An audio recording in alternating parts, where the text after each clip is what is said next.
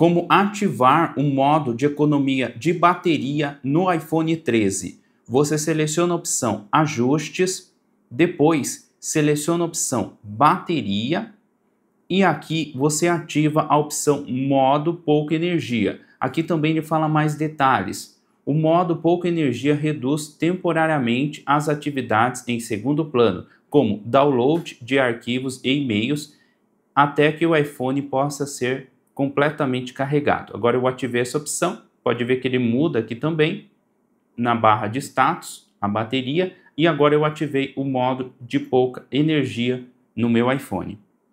Espero que esse vídeo, que esta dica tenha te ajudado. Não esqueça do seu like. Se você ainda não é inscrito, inscreva-se e veja também outras dicas de iPhone, entre outros smartphones, aqui em nosso canal. Muito obrigado e até o próximo vídeo.